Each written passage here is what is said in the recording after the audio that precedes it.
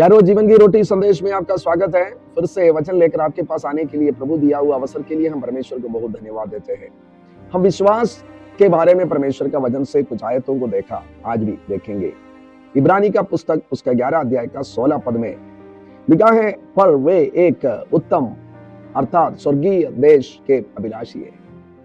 स्वर्गीय देश के अभिलाषी है। स्वर्गीय देश है, एक गाना है, स्वर्गीय देश हमारा है देश, रहते हैं हम परदेश, जाएंगे हम अपने देश। स्वर्गीय देश हमारे देश, रहते हैं हम परदेश, जाएंगे हम अपने तो स्वर्गीय देश में। जी हाँ प्यारो, इसलिए परमेश्वर उनका परमेश्वर कहलाने में उनसे नहीं ले जाता। हाँ,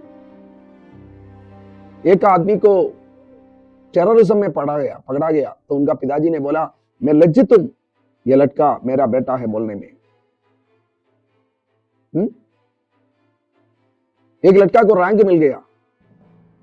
सब लोग आकर पिताजी से पूछते हैं, आपको क्या कहना है? बोलेंगे, मैं गर्व करता हूं, मेरा बेटा इस पढ़ाई में ऐसा नंबर लाया, मेरी बेटी इस स्पोर्ट्स में ऐसा काम किया। पिताजी का नाम, पिताजी गर्व करते हैं। एक गलत काम करने से, चोरी में पकड़ने से, हत्या में पकड़ने से पिताजी बोलेगा या सोचेंगे, मैं इसके बारे में मैं लज्जित हूं, किसी को बोलने में उसको अच्छा नहीं लगेगा। अच्छा काम करेगा, लज्जित अनजान आदमी को भी बोलेगा, मैं फलाना का पिताजी हूं। अगर बेटा बुरा काम करेंगे तो पिताजी नहीं बोलेंगे। बेटा को जो जानते हैं उनको भी पिताजी या नहीं बोलेंगे, मैं उस बेटा का पिताजी हूं, क्योंकि उन्होंने पिताजी का नाम को बदनाम किया। जी हाँ प्यारे, इधर कहते हैं, इसीलिए परमेश्वर ले जाता नहीं है इनका परमेश्वर बोलने में। क्या? क्यों? क्योंकि स्वर्गीय देश की अभिलाषी है ये लोग। आप किस देश की अभिलाषी है? आपका अभिलाषा क्या है? आपका जीवन का इच्छा क्या है? आप क्या चाहते हैं? आपका सपना क्या है? क्या स्वर्गीय देश आपका अभिलाषा है कि हम इस दुनिया में फंसे हुए? यारो, ये दुनिया बहुत कम दिन का है। हमने देखा बहुत सारे लोग, हमारा बचपन में एक बॉक्सर था, बॉक्सिंग करने वाला, मोहम्मद अली। मतलब कोई उनको हरा नहीं सकता था। उसके बाद एक गाड़ी चलाने वाला था, शुमैकर, मतलब world champion again and again. आज मोहम्मद अली, शुमैकर, ये लोग इस स्पोर्ट्स में नहीं है।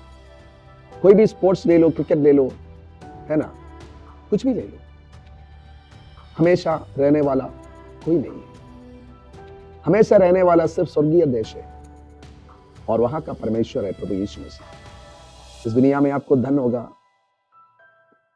इस दुनिया में आपका कई चीज आपका मेहनत के से हासिल किया होगा, वो अच्छी बात है। चाहे पढ़ाई में हो, चाहे स्पोर्ट्स में हो, कोई भी क्रिएटिव थिंग, कोई भी भलाई की कार्य, वो आप मेहनत से हासिल किया, बहुत अच्छी बात है, ये करना चाहिए। लेकिन your ultimate goal should be to reach your eternal home.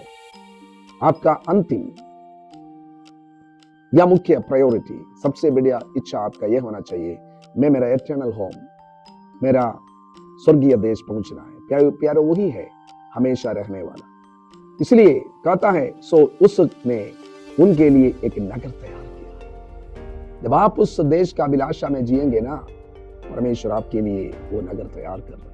इसलिए यूहन्ना 14 में यीशु कहते हैं, तुम्हारा मन व्याकुल ना हो, मैं तुम्हारे लिए एक भवन तैयार कर रहा हूं। आपके लिए एक भवन है, आप चिंता नहीं करना। उस भवन का अभिलाषी होकर परमेश्वर के साथ युगान युग अनंत काल जीने का तैयारी में आप रहिए। जी जरूर परमेश्वर आपको वो देगा, वो विश्वास के साथ आप जिए। परमेश्वर वो जो स्वर्गीय देश का अभिलाषा में, सोच में, विचार में, उम्मीद में जीने में हम सबको सहायता। इस दुनिया का क्लेश, कष्ट सब कुछ मोमेंटरी है, पल भर का है।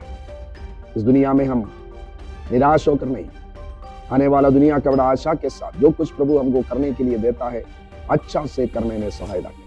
हमारे दर्शकों को हम यीशु आपके नाम से आशीष देते हैं। प्रभु आपको धन्यवाद। God bless you. परमेश्वर आपको आशीष दे।